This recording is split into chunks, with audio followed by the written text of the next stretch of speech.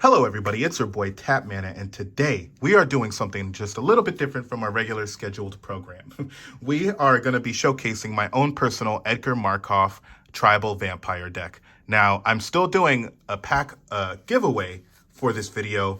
It's 6 Innistrad Crimson Vow Draft Booster Blister packs. I'm not going to be opening these, you are. And to be a part of that giveaway, which I'm going to be announcing on the 28th, all you have to do is leave a like on this video, leave a comment, and then subscribe to the channel. Of course, if you share, sharing is caring. I appreciate it. If not, that's cool too. I just want you to appreciate the video. But yes, for the content today, we're just going to be going over my own personal deck that I'm going to be playing shortly after this video is uploaded. It's going to be pretty fun, I hope. I haven't played it yet. I've done a couple practice hands, but I'm going to have to definitely do some strong card shuffles after this video because I have it organized in a way right now. We're going to be going over the mana base, then we're going to be going over the mana ramp, utility, then removal, and then we're just going to go over the vamps because it's tribal. So I'll say it ahead of time. I do not have a coat of arms in here. I am not taking that risk. I'm always meeting other people who love tribal just as much as me, and it's just bit me in the butt, so it's not happening. But anyways, without further ado, let's start off with Edgar Markov. What we have here is Edgar Markov's Grand Wedding Crash. Edgar Markov is set to be is engaged and wed to Olivia, Crimson Bride. Now, what we have here is the actual commander, which is black, white, and red, and for 3 colorless. So it's a 6-drop, pretty heavy. This is the original 2017 commander version. The lady who sold this to me was just the sweetest thing. Thank you so much. If you happen to be seeing this video, because I did give you the QR code, thank you so much. Shout out to you. I will not reveal your identity, of course. I just want to say thank you so much. But the nicest person ever. And they sold it to me at a great price during this time. It has Eminence. Whenever you cast another vampire spell, if Edgar Markov is in a command zone or on the battlefield, create a 1/1 black vampire creature token. First strike, haste, 4/4. Whenever Edgar Markov attacks, you put a +1/+1 on each vampire you control. That's just wild right there. So that's our commander. And we're going to start off by just going over my mana base here and move on from there. I guess I'll just start from the top and then go from the side here. What we have first is Fetchlands. What we have is our classic Terramorphic Expanse. I don't have a fancy one, so I just put whatever one I had available. This one is just one from Commander Legends. Evolving Wilds. What we're going to be looking for with these ones are probably going to be swamps, but maybe the occasional mountain or plains. You'll see what I'm talking about here. That's out of order, but let me go just put that in there. Next, we have an Arid Mesa. You can pay 1 life, sacrifice it, search your library for a mountain or a plains card, then put it into the battlefield and shuffle. Same thing with Marsh Flats, except you're doing this with plains or swamp. Same thing. Then we have a beautiful Fabled Passage. Search your library for a basic land card, put it onto the battlefield tapped, then shuffle. If you control 4 or more lands, untap that land. Moving forward, we should have just our basic lands moving forward. We have a beautiful Unstable, I believe, Unstable Plains, and Unstable Mountain. Then we have an Unstable Swamp. I'm going a little fast on these lands. Sorry about it, folks. I know these are beautiful lands. I guess I should just slow down and appreciate them more, but we have our Plains. Then we have our swamp, and they are etched. It's nice to see them. I do appreciate the snow-covered stuff, so we have a snow-covered swamp from Modern Horizons, just to kind of have a little flavor. And the reason why I put a snow-covered swamp in here is also because whenever I played Skyrim, I really loved seeing that the vampires were always somewhere cold and desolate. It just kind of reminded me of that. Then we have a Gothic land here. This is what I call them. We have our swamp, and then another swamp. Then we have a nice borderless foil command beacon that I had laying around and I wanted to put in here. So we went ahead and put it in here. It's a freaking beautiful card in my opinion. That lighthouse is just, or that beacon, so to speak. But Edgar Markov is a high casting cost. The reason why I put it in here is you can sacrifice it and put it from your hand from the command zone. So if I already cast them once or twice from the command zone, I'm going to want to use Command Beacon. Next, we have a Voldrin Estate. I do have the Castle Dracula version around here, but it escaped me. I cannot find it anywhere. I'm kind of sad about it, but that's actually one of the only missing cards in here. So I actually put the regular Vol'jin in a state. It's just pay 1 life and add 1 of any color, spend it only to cast a vampire spell, which will come useful. But I also like it because it doesn't come into play tapped, and you can already get it for a colorless. It does have the ability to create blood tokens if you tap 5, but it costs 1 less for each vampire you control. So I think by turn 2 or 3, I'll have enough to just tap it for free to get that blood token if I want to utilize blood tokens. Then, well, I guess it's creeping into the dual lands here. I have a Smoldering Marsh, so if I do want to search for a swamp or a mountain using those fetches there, I can go ahead and do it for the non-basic fetches. I can find myself a Smoldering Marsh that taps for swamp or mountain. Then we have a Vault of Champions, and I'm usually playing with 2 or more opponents, so this made sense. This is for white and black, and then it's untapped because I usually have 2 or more opponents. Then we have a lovely luxury suite. I thought it was going to be foil. I thought I was going to get the foil one for $39.99, but if you look on the Card Kingdom website, I believe the foil version of this is actually $10 cheaper currently than the way it was for the non-foil. So anyways, if you guys are checking that out, check it out. If it changed, let me know in the comments below. Shattered Sanctum is the next one. It's for enters the battlefield tapped unless you have 2 or more lands, which I would hope would happen. The mana ramp here is decent, I would say. Shadow Snarl. I have to look back because some of these names are similar and I don't want to have repeats, but I've looked over this deck obsessively over the last week trying to make it right for the video and for gameplay in general. But this one, you'd have to reveal a plains or swamp from your hand. If you don't, it enters the battlefield tapped, but it's for a white or a black. And then we have a Nomad Outpost, one of the ones that we just can't prevent from entering the battlefield tapped, but seems crucial in this deck for the mana.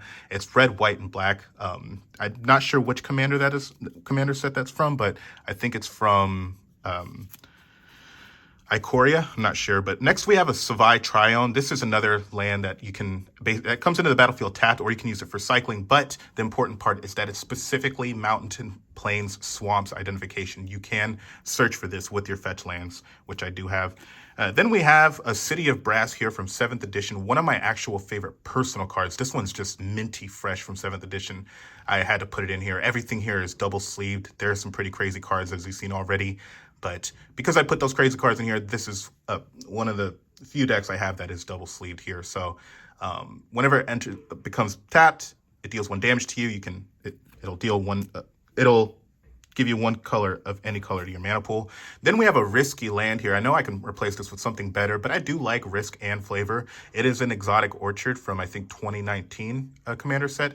You can just tap it for 1 of any color that a land that an opponent can produce. And at the very least, I just have extra mana, and it's just untapped. So that's just a win for me. Next, we have a Cabal Coffers, and I know what you're thinking. You're saying, you don't even have that many swamps. You have like 3 swamps, dude. What are you thinking? And that is because I do have tutors in here, or a tutor at least, to go help me find one or the other if I need it, because Urborg, Tomb of Yawgmoth, will correct all those issues. If you have your fetch lands out and you get this out sooner, why do you need a fetch? If you need a swamp, you can just tap that land for swamps now. It's pretty nice. Next, we have an Ancient Tomb, which is, as you can see, it's a tournament edition. I did go tournament edition on several of these cards, just because it's more affordable, or it's what I already had in my collection. But this is one of the cards that I did separately order. I wanted this edition because the artwork specifically, I'm just going to close up on that. Hopefully it gives a nice clear look. Can we just appreciate how ghoulish that looks? Clapping for Tempest.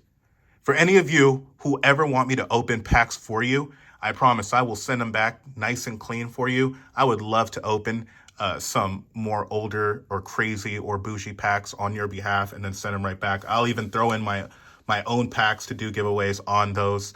But anyways, moving on. That beautiful art just made me think of Tempest and go off and thought. Next we have basically what a good friend of mine would say, and what I would strongly agree with, is the best land in Commander.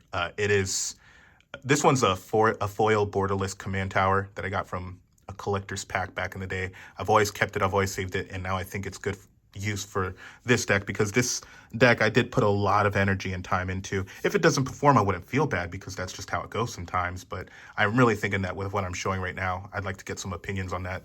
I'll let you know how the game goes on the next video. Orch of Orazca. This one has Ascend. If you control 10 or more permanents, you get the city's blessing for the rest of the game, and then you can tap it for a colorless. Tap 5, draw a card, only if you have the City's Blessing, which will be easy considering that we should have decent mana ramp in this. Path of Ancestry is what we're going to use. I know it comes into play tapped, but what we're looking for is that we're sharing the same creature type whenever we're using this to cast a creature spell, and you get to scry one with it, so we're getting a little utility out of it too. There's no harm in that. Next, we have an Unclaimed Territory. This one, you do choose vampires, regardless of what's going on. You're going to tap it, and then you can get any color when you choose that.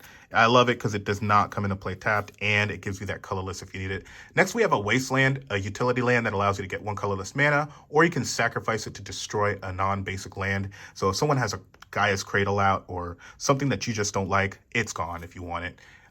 Then we have a Core Haven, another colorless mana if we need it, but I specifically put this one in here because you can tap 1 white and 1 colorless and tap it, and then you can prevent all combat damage that would be dealt to target attacking creature this turn. So if I did get in a corner or in a struggle, I have something that'll protect me as long as that target creature does not have Shroud or Hexproof or some protections of some sort. Next, we have Volrath's Stronghold. I've been holding on to this card in my collection for some time. I actually got this card out of a box of cards that I bought for $60 on the marketplace. Someone was getting rid of their old collection, and this card was just laying in there. It was amazing because I didn't even look through the cards. I just, took the risk, and a lot of crazy cards were in there. I let the person know, and they didn't mind. It seems like they were in the circuit for a while, so maybe they knew what they were doing. But thank you. Shout out to that person. If you ever see this video, if you recognize this and recognize the connection, then thank you. But essentially what this does is put target creature from your graveyard on top of your library. It's like this opposite of a Core Haven. It's just Volrath's Stronghold. It's pretty cool. It's the Seed of World's Evil, drawn by Ken Walker. If we can just look at that, it's pretty sick. Reminds me of the Hellraiser world, if you guys have ever seen that series, the monolith in the middle. Pretty wild. We have Bajuka Bog. It's pretty standard for me to have this in a commander deck. When it enters the battlefield, exile all cards from a target player's graveyard. I already know someone that is not going to appreciate it in there. So that's our mana base. I believe that's 35 mana. I'm not sure. I think it might be one more, one less. But I know the cards are filled out to the exact portion. So next we're going to be going over our mana ramp. And the next, what we have for mana ramp is this beautiful etched foil Arcane Signet secret layer. It is freaking gorgeous by Dan Frazier. Thank you, Dan Frazier, for making this. It kind of brought back the feeling of the Moxes that were drawn in the day that so many of us can't currently have access to, whether financial reasons or just because it's not ever going to be reprinted again. But as you can see, there's different Moxes inside there, and it's just so beautiful.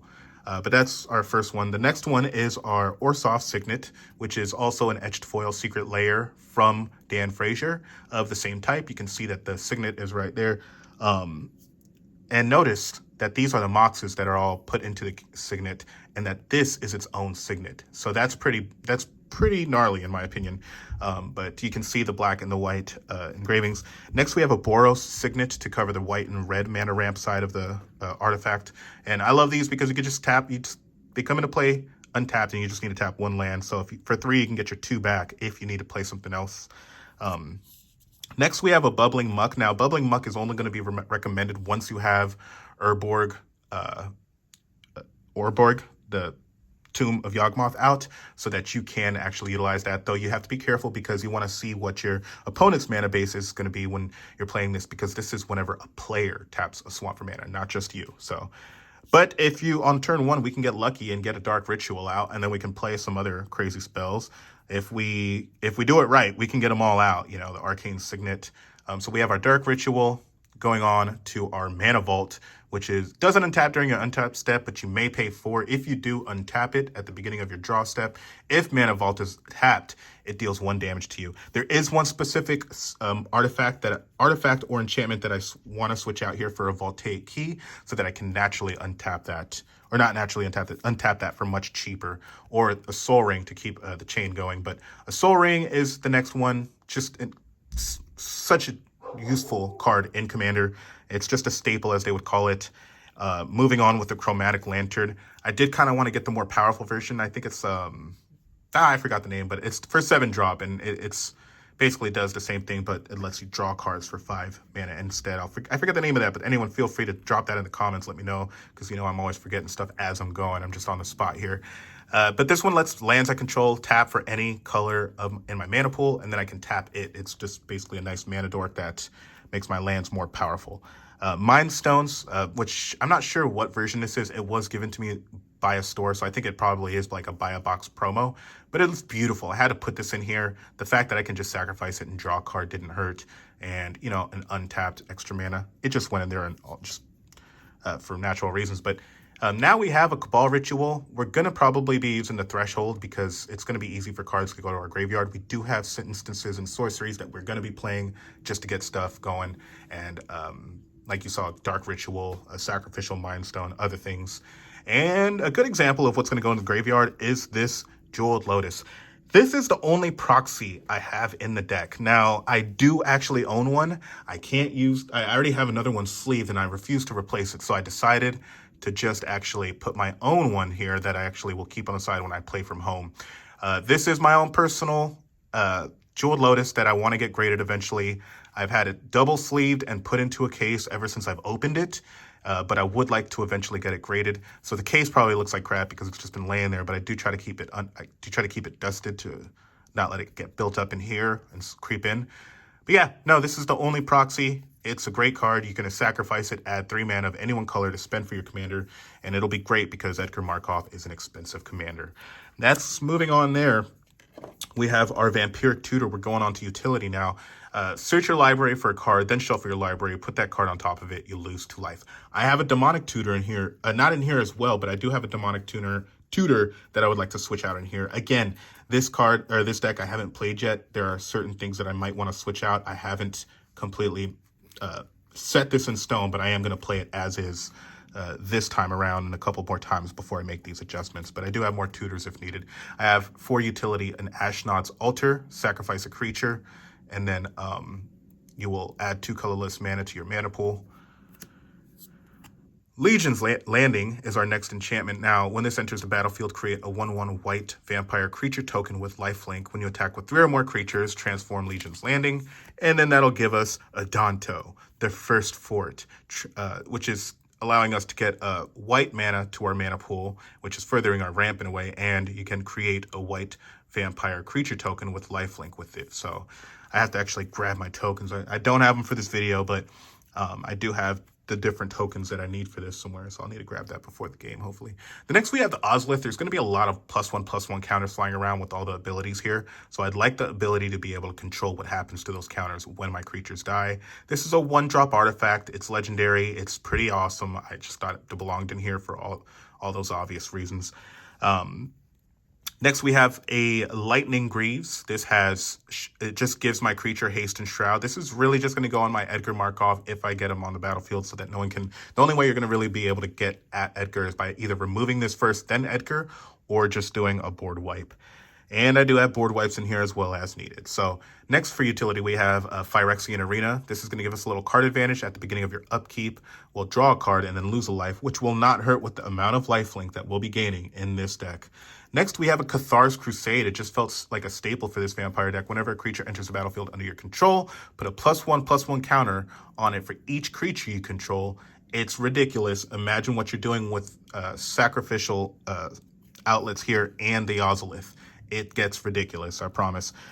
Door of Destinies. This one allows me to choose a creature type, and whenever I play a spell of that type, I put a charge counter on Door of Destinies. Creatures I control get a +1/+1 counter for each charge counter on Door of Destinies. Just furthering this utility monster here, we have Icon of Ancestry. When it enters the battlefield, I'm going to choose vampires, and those creature types will get a +1/+1. But what I really like about it is its Uber Scry ability to look at the top 3 cards of my library, reveal a creature card of the chosen type, and put it into my hand. Seeing the mana ramp that I had so far, I don't think that'll be too much of an issue. I might need time, though, because Edgar Markov is a bit more expensive to get out if I want to utilize Edgar Markov for a kill. So I have things like Reverence. Creatures with power 2 or less can't attack me. And this is something from the Kamigawa sets, I believe, Saviors of Kamigawa. And I just threw this in here, honestly, a little bit more for flavor because I know that vampires in white are far and few. So this is just something that I put in here to kind of give me a little bit more space earlier in the game. Or from something like a rogue deck. You know who I'm talking about. If you have a rogue deck, then you know that you get unblockable a lot, but those attack powers are usually pretty low. And also Ghostly Prison was, I believe, reprinted for Crimson Vow. So I decided to just put a Ghostly Prison from the original Kamigawa set in here to kind of give myself a little space when I'm trying to build up my army if it's going a little slower than expected. But moving on to removal, we have a Borderless, a beautiful Borderless foil Vindicate. It's a black and white and colorless sorcery that lets me destroy a target permanent, and I like that it's destroying a permanent, no frills. I am the mad one. Next, we have Olivia's Wrath, which makes fitting for this grand wedding crash. Each non-vampire creature gets a -X until the end of the turn, where X is the number of vampires I control. This is a 5-drop total sorcery that's a 1 black and then 4 colorless. Next, I have my Deflecting Swat. This is not so much removal, but kind of protection. But yes, I will, if I control a commander, I may choose new targets for a target spell or ability. So do not target me. I will make you target your own commander or other player or yourself. Moving on with the removal though, protecting myself from enchantments and artifacts or a specific cost. I have the Austere Command. I have different versions of this. I honestly just grabbed whatever one. I did not go crazy on trying to find every bougie card I could find. But I did add the only Meat Hook Massacre that I have available. When it enters the battlefield, each creature gets a -X until the end of the turn. Whenever a creature I control dies, each opponent loses 1 life. Whenever a creature an opponent controls die, I gain 1 life. So I can actually ramp up on life and easily get my vampires back one way or another. You'll see. And then moving on with removal, we have Damn, which is destroy target creature. It can't be regenerated this way, or I can play it for its overload cost. I specifically chose this because, again, it has an overload cost and it's destroy target creature. No frills. We're not looking at destroy target non-black creature or non-artifact creature or whatever. It's just we're destroying stuff. That's what's happening. Moving on with the Planeswalkers now.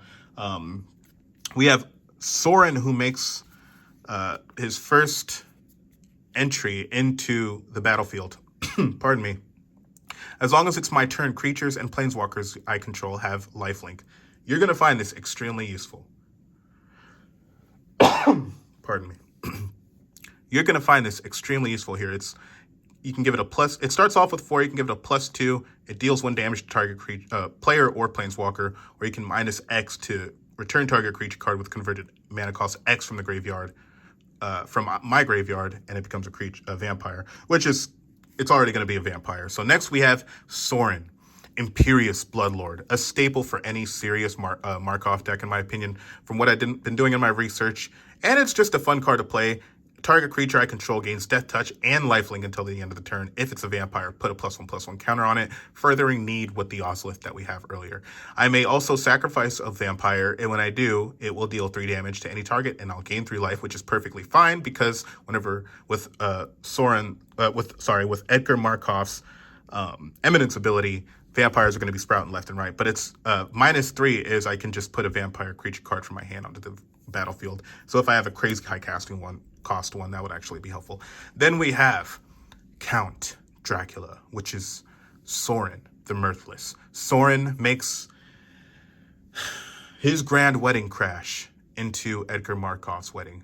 And Sorin allows us to look at the top card of our library, and we may reveal that card and put it into our hand. If we do, we lose life equal to its mana value. Or we can create 2/3 vampire creature tokens with the fly and lifelink. Or we can have Sorin the Mirthless deal 13 damage to any target, and you gain 13 life. Imagine having lifelink on your own turn and then doing this ability. It just gets ridiculous.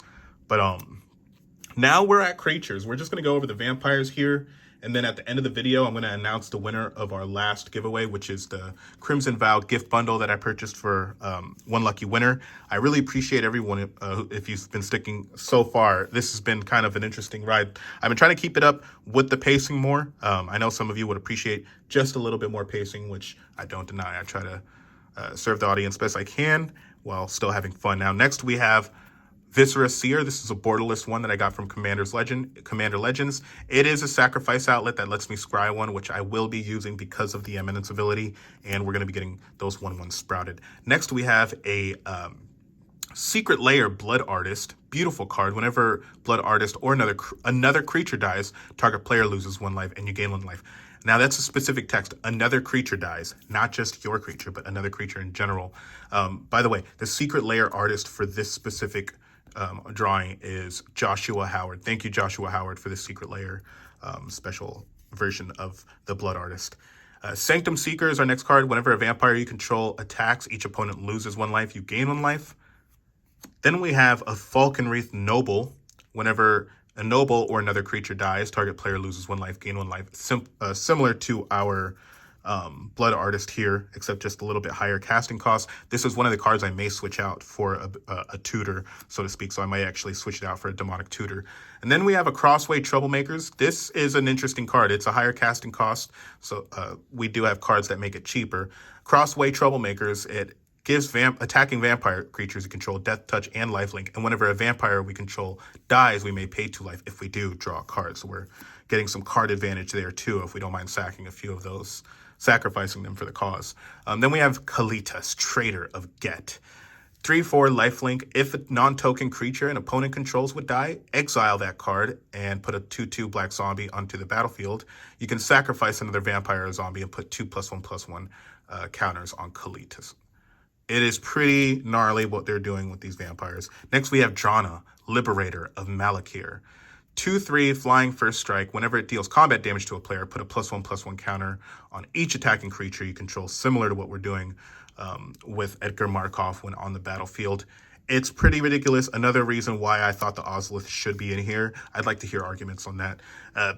Then we have Vampire Nocturnus. This card is ridiculous. It's play with the top card of your library revealed, as long as it's black, and Vampire Nocturnus and other vampire creatures you control get a +2/+1 and have flying. And a lot of these cards do share black or have black, so it's really just a splash of white and red that we find.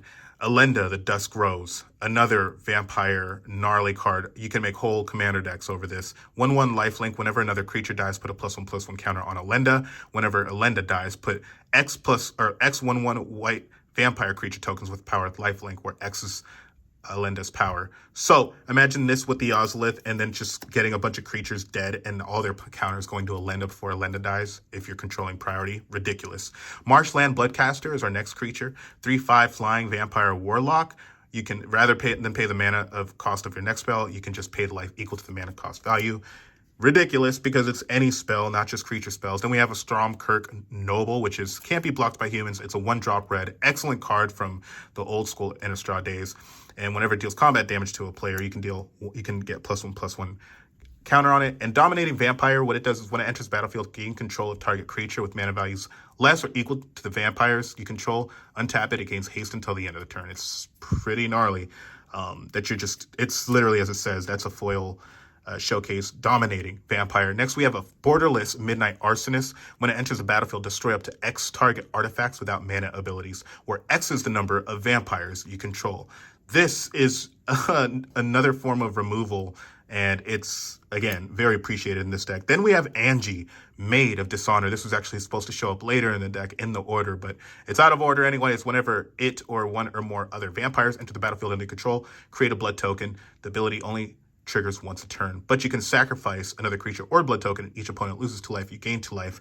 Gnarly. The only reason I'd use blood tokens, I wouldn't really use them for their regular ability unless I became desperate. And in this deck, I don't think I'm going to become that desperate, but there are blood token combos here. Bloodlord of Vaskoth. 3/3 Bloodthirst. Whenever an opponent dealt damage this turn, creature enters battlefield with 3 +1/+1 counters on it. It's flying, and whenever you cast a vampire spell, it gains Bloodthirst 3. Ridiculously powerful. Then we have Gifted Aetherborn, Death Touch, Lifelink. Just a cool Aetherborn vampire. Put it in there for the fact that it was part of the flavor. Drana, Calastria, Blood Chief. This one is one of my favorite cards, an emotional card for me. I love this card. I'm so glad that I have it back. This is a foil one from Rise of the Eldrazi. Not going to go over the story right now to keep the video moving, but maybe another day. This one does give creatures a -0/-X based off of 2 swamp and X, and then it gets +X/+O from that effect. Nighthawk Scavenger is a flying death touch lifelink. It's a if many of you don't know what this is, it's a pretty OP card in Commander. I had to put it in here because it is a vampire flavor card that does get more powerful based off of what's in graveyards. Captivating Vampire, staple for an Edgar Markov deck, in my opinion. Other vampire creatures you control get a +1/+1. You can tap 5 untapped vampires you control to gain control of target creature, and it becomes vampire in addition to its other types, just furthering the cause of more power. Yahenni, Undying Partisan. Whenever a creature you control dies, put a +1/+1 counter on Yahenni. Sacrifice another creature, and Yahenni gains a indestructible until the end of the turn. Sangromancer. One of the cards I may switch out. It just seems a little bit too much for me, but I do like that it's from Maraudin Scarred, I believe. I'm not sure. But anyways, flying whenever a creature an opponent controls is put into the graveyard from the battlefield, you may gain 3 life. Whenever an opponent discards a card, you may gain 3 life. That's actually super powerful. I don't know what I was thinking. Dracula, Lord of Blood, which is actually a Voldaren Bloodcaster. It transforms into a bat thing. That's why I like it, and it's more for flavor. This card I'm just going to play when it's out there, but if someone says I need it replaced, then I'll probably deny it because it's a 2-drop, 2/1 flying with stuff. So, pretty awesome rare. Nirkana Revenant. Whenever you tap a swamp for mana, add an additional black mana, and then you can pump this up for a +1/+1, and it's a Vampire Shade. 3 Weird Sisters. We've gone through this card a couple times. I'm just going to go ahead and leave it as is, but it does transform if you wanted to, as one of the 3 effects, into Fiends of the Darkest Night, which is a legendary flying Death Touch lifelink 3/4. But anyways, moving forward, Legion Lieutenant. I hope you guys are just feeling the synergy of this vampires here. It is a grand ball that they're having. Other vampires you get a control gets a +1/+1, and it's literally a 2-drop 2/2, which I appreciate. It's a Vampire Knight. Strom Kirk Captain. Other vampire creatures you control get a +1/+1 in first strike, and it's a 2/2. And then we have a Bloodline Keeper, which you can tap it for a 2/2 black vampire creature token of flying, or you can tap black and transform it, and it turns from a 3/3 flying into a 5/5 flying, where other vampire creatures you control get a +2/+2, or you can tap it to create a 2/2 vampire creature token. But look at that beautiful art. Sheesh! Right? And it's from the vault. I got it as a single. This is one of the few times I've ever gone out of my way to purchase singles. I'm not really a big fan of it, but that's just one of the many dimensions of Magic players, and I'm just projecting. The next we have Twilight Profit, which is probably one of the most powerful and more expensive cards in this deck. At the beginning of your upkeep, if you have the City's Blessings, reveal the top card of your library, put it into your hand. Each opponent loses X life. You gain X life, where X is that converted mana cost. And it's a 2/4 flying with Ascend, which is that ability that we read. Olivia, Crimson Bride, is our grand wedding lady here. We have Wedding Bride. We have Flying Haste 3/4. Whenever it attacks, return target creature card from a graveyard to the battlefield, tapped and attacking, and it says when you don't control a legendary vampire, exile this creature, which is going to be kind of tough because we have a lot of them in here. Next would be the Charmed Groom. The bride and the groom are now together. Other vampires you control get a +1/+1, and when Edgar Charmed Groom dies, return it to the battlefield, transforms under its owner's control. And then we have Edgar's Markov's Coffin, which is at the beginning of your upkeep, create a 1/1 white and black vampire creature token with lifelink. Put a bloodline counter on Edgar Markov's Coffin. If there are 3 or more, then remove those counters and transform it so it'll come back as the Charmed Groom. Now, I do have a couple more spells in here. These are the common unlimited spells that you can expect from an Edgar Markov, more CEDH style deck. But this one, I wouldn't even say it's CEDH. I'd say it's just really high powered, high synergy. So what we have here is Teferi's Protection. Until your next turn, your life total can't change, and you have protection from everything. All permanents you control phase out. Exile Teferi's Protection. What we're looking for is to play Ad Nauseam immediately after. And the reason why we're playing Teferi's Protection first is so that you can reveal the top card of your library, put that card into your hand. You'll lose life equal to that converted mana cost, and you may repeat this process any number of times. So you can pretty much draw your whole library without getting hurt at all. Then play what you need to in those next few turns. You're going to be discarding stuff, but it won't matter if you get that much of an advantage. You don't even have to do your whole library. I'm just saying it's definitely a combo where you can prevent yourself from getting hurt. Additionally, we have the classic Sanguine Bond and Exquisite Blood. Whenever you gain life, target opponent loses that much life, and whenever an opponent loses life, you gain that much life. If these two come out, it's game over. I'm not aiming to do these, but they're there if they're available, and if I don't think there's another way out, I'm going to play them. But the most natural way I would like to win is using War Cadence. This is the win that I'd like to do. What it is an enchantment that has red and X, and this turn creatures can't block unless their controller pays X for each blocking creature he or she controls. So if I have all my creatures, if I have a bunch of vampires out and I have the synergy strong enough, it's going down, and we're using War Cadence to beat those drums. But anyways, let me know what everyone thinks about my deck here. I'm going to go ahead and announce the winner of our Crimson Vow gift bundle here. Without further ado, thank you so much, Mecha Cat. Thank you so much for commenting, liking, and subscribing to the channel. You have won the Crimson Vow gift bundle that I have posted a couple weeks ago.